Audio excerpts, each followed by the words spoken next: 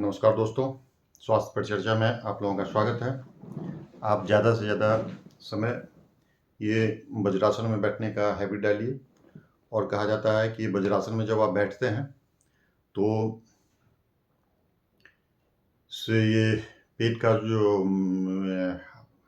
पाचन क्रिया है वो पेट वज्र की तरह हो जाता है और ये बहुत ही अच्छा ये है। आप अगर बैठ सकते हैं और शुरुआती दौर में अगर आप नहीं बैठ पाते हैं तो बीच में यहाँ तकिया लगा करके हल्का सा कोशिश कीजिए और जैसे आप बैठने लगे तो इस आसन में आप ज़्यादा से ज़्यादा देर बैठिए। ये आसन एक ऐसा आसन है वज्रासन जो आपको खाना खाने के बाद अगर आप करते हैं बैठते हैं इस आसन में तो आपको फ़ायदा मिलता है और आपका पाचन क्रिया तेज होता है। तो इस आसन में आप लोगों को बैठना चाहिए। दूसरी बात, आज हम लोग दांत की सुरक्षा कैसे करें इस पर भी हम लोग चर्चा करते हैं। तो क्योंकि दांत शारीरिक स्वास्थ्य में एक दांत का भी बहुत बड़ी भूमिका है। कहा जाता है कि दांत खराब तो आंत खराब। तो आप दांत को कैसे सुरक्षित रखते हैं? दांत की सुरक्षित रखने के लिए सबसे पहला चीज़ है कि जब भी आप खाना खाएं तो कुल्ला भरपूर मात्रा में करें। 10 बार 20 बार जब भी आपको जितना भी कुल्ला करना हो तो वो आप कुल्ला कीजिए और कुल्ला करके आप बढ़िया से मुंह का जब एक एक पार्टिकल निकल नहीं जाए तब तक आप उसको छोड़िए नहीं। दांत में मुंह में गंदगी को बचा के नहीं छोड़िए क्योंकि वो सड़न पैदा करता है। और ख़ास करके रात के समय तो आप आयुर्वेदिक पेस्ट कोई भी लेकर के और मसूड़े को ये कीजिए या कोई पाउडर लेकर के मसूड़े को आप मसाज कीजिए। और यही मसाज आपको सुबह में भी करना है। जब आप पहला बासी पानी पी लेते हैं उसके बाद जब आप ब्रश करते हैं तो उस समय भी आपको उंगली से में पेस्ट लगा करके और मसाज आपको करना है।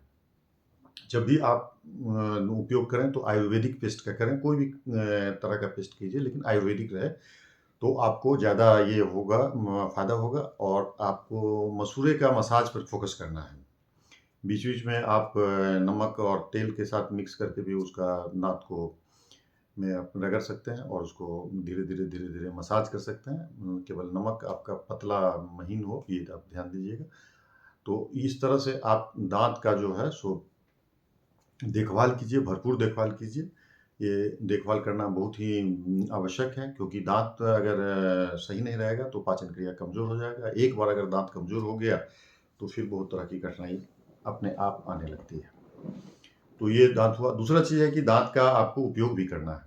दाँत का उपयोग इन द सेंस जो आप में अभी का जो जनरल हैबिट है वो खाने का, उस खाने का हैबिट ये है कि आप जल्दी-जल्दी कुछ-कुछ खा लिए और आपके पास सब कुछ करने के लिए समय होता है लेकिन खाने के लिए समय नहीं होता है। जबकि ज़िंदगी का मूल उद्देश्य खाना है और सोना, शांति से रहना है। तो उसमें खाना पोषक तत्वों से भरपूर खाना जब हम लेते हैं और लेकिन उसको सही ढंग से हम अगर चबाते नहीं हैं, तो दाँत का काम अगर हम आँत पे छोड़ देते हैं, तो ये कहीं न कहीं आँत के साथ नाइंसाफ़ी हो जाता है। और आयुर्वेदाचार्य लोग हमेशा इस चीज़ को सलाह दे रहे हैं कि दाँत का काम दाँत को करने दीजिए, दाँत का काम आँत पर नहीं छोड़िए। कहने का मतलब ये है कि दाँत को से आप खाना को चबाइए। एक खाना को आयुर्वेद के अनुसार 32 बार चबाने का प्रावधान किया गया है। और इवन एक रोटी को जब आप तोड़ते हैं तो उसे 8 भागों में तोड़ करके और तब उसको खाने का प्रावधान किया गया है। तो आप इस तरह से देखिए आपसे जहाँ तक संभव हो तो और जितने बार संभव हो कम से कम उसको पेस्ट बना करके और ये खाना खाइए। और इस तरह से अब अगर आप अपने हैबिट में थोड़ा-थोड़ा चेंज करेंगे, तो आपका स्वास्थ्य भी थोड़ा-थोड़ा बदलते चला जाएगा। धीरे-धीरे आप स्वस्थ होते चले जाएँगे।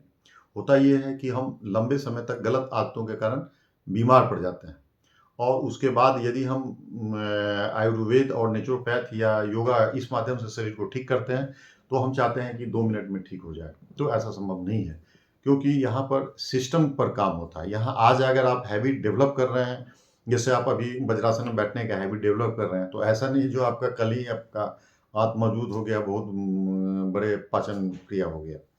तो ऐसा नहीं होता है। यहाँ पर सिस्टम धीरे-धीरे क्योंकि आपका एंजाइम का सेक्रेशन होगा और उस सेक्रेशन से धीरे-धीरे आपका स्वास्थ्य मजबूत होगा। तो इस तरह से आप स्वस्थ रहिए, मस्त रहिए और आप को यहाँ सुनने के लिए, स्वास्थ्य पर चर्चा के लिए बहुत-बहुत धन्यवाद।